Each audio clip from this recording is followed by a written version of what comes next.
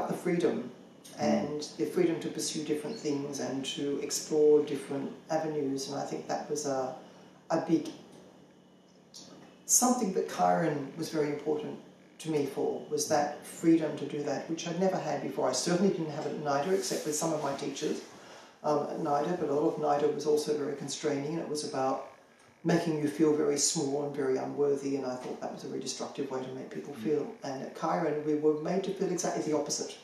We were made to feel like we each had value as individuals, that at the same time our collective interaction was important. I remember some of the best times at Chiron were when we were doing things together, like whether it was playing a game of 500 or stripping paint off some of the skirting boards or architraves in the new building at Birchgrove. I just seem to remember that there was that feel of collectiveness, while at the same time we each had individual freedom to explore things. But I remember what I was going to say before. I remember telling my students some years ago, and every now and then I bring it up again, when students are feeling a bit uncertain because they feel pushed into doing law or pushed into doing this, or they don't know what to do with an arts degree and they do a different type of degree because it sounds like an arts degree but more employable. I say to them, well, you know, you don't have to stay in this degree, you don't have to finish the degree all at once, you can maybe finish the year and then drop out. And I dropped out 3 times before I finished my first degree, I tell them, and they go, ah, you dropped out? As if I was born with a doctorate or something, but you know, I'm very atypical. I'm the only person in my family to have a doctorate. I'm the first person in my immediate family to have finished a degree. And my father didn't finish high school, you know, he was a self-taught person. My mother did her matric at MBC. So I didn't really I came from the wrong side of the tracks. I didn't come from a gymnastic university family, which I think in some ways was good for me, because I had that freedom to do other things. But Chiron definitely tapped into that need with me. It tapped into that need for exploration, for innovation, for imagination, for freedom, for being a little bit wild, for being a little bit maybe undisciplined sometimes, which, you know, perhaps is not so good, but I think the teachers at Chiron knew how to let that go its course for a little while and then bring us back into a framework, which I found very salutary. You know, earlier we were talking about if Chiron had been taken on by the system and continued to exist, then Chiron would have changed. Yeah. And I expressed the fear that it might have changed for the worst because it would have become institutionalised. I feel a similar sense of concern when I hear things like what you've just said about people are now starting to say that you need to be innovative and creative and adaptive and so on, in terms of the sorts of skill sets or mindsets we want to encourage in young people when we're educating them, because behind all that, for me, are all these dollar signs. It's about the market. It's about being in an employment market that's been hyper-flexibilised, if that's a word, but it's been made hyper-flexible, not in the interests of the employee, but in the interests of the employer, so that work is becoming casualised. People are working extraordinarily long hours while other people are in the unemployment queues. So I just see when we have deciders in education or deciders in politics mouthing those sorts of things, for me it's not the same sort of spirit as what Chiron was doing. For me it's about having a labour force that is incredibly flexible and expects nothing, and is able to use computers really well and can adapt to new ideas and adapt to new things in the marketplace.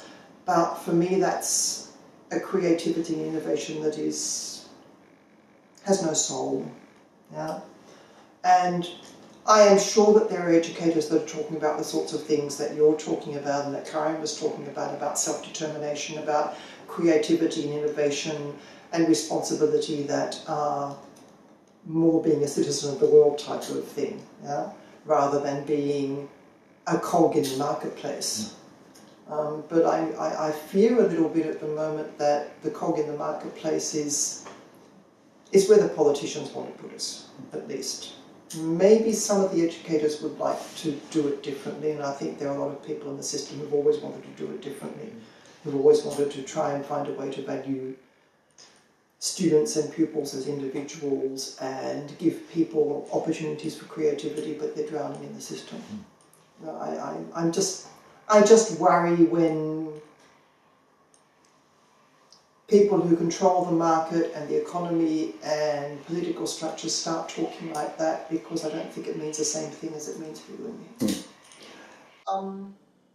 as I was saying to you before, one of the things that marked me most, because when I went, the year later I actually was part of, my sister was in the Vietnam Moratorium movement, and she was in the First Women's Liberation Group in Sydney, and so I had all that sort of political structure around me. And when I went back to the Shire for a brief period before I escaped and went to NIDA, I was in the Sutherland Shire Vietnam Moratorium High School group. And I was very impressed, and it's left still a very big impression on me that we had the moratorium week at Chiron, well, at the NBC College then, and the Mattison sisters were there, and Mike Mattison was a conscientious objector at the time and hiding from the cops, and he came and spoke, and the science teacher Peter Offner spoke about the infective agent Orange, and there was a whole Vietnam week, and all the teachers did something from their own disciplinary perspectives, and the students spoke, and Mike spoke, and it just blew me away, because I could never imagine something organised by the staff of the school in liaison with the students at Quinella High School. I mean, even though we had some incredibly radical teachers at Quinella High School, they were hamstrung by the system, and organisationally it just wouldn't have happened.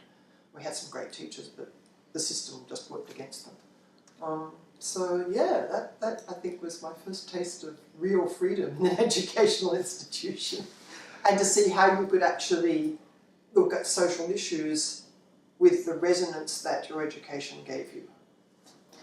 My fear at the moment is that the education system is going backwards, that there is more regimentation, that students are becoming more passive, that there is more expectation that we just feed them knowledge they have to know for the exam, so if there is an exam, why do they bother learning it, and so on. Clearly that's more the case for compulsory units, and it's more of a challenge when you're teaching something, it's a compulsory part of a degree.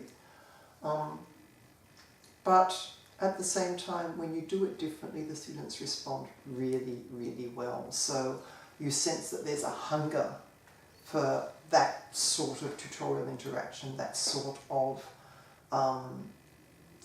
student-directed conversations that mean the students can come to their own conclusions about things. You sort of throw a few things out there and then they play with them.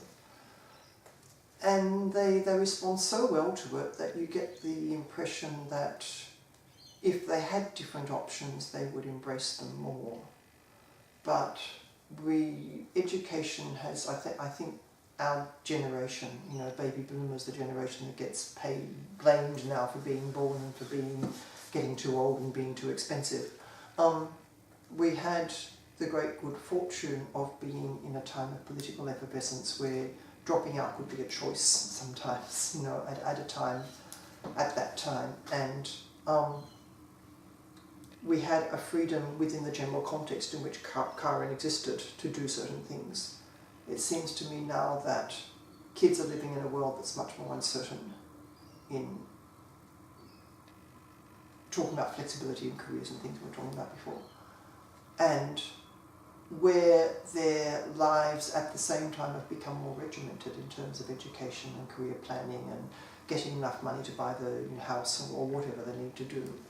And they don't feel that they can just drop out and drop back in or change direction or think for themselves as much as perhaps we felt we could, because it wasn't just about Chiron, it was part of an ambient culture in which Chiron was allowed to exist.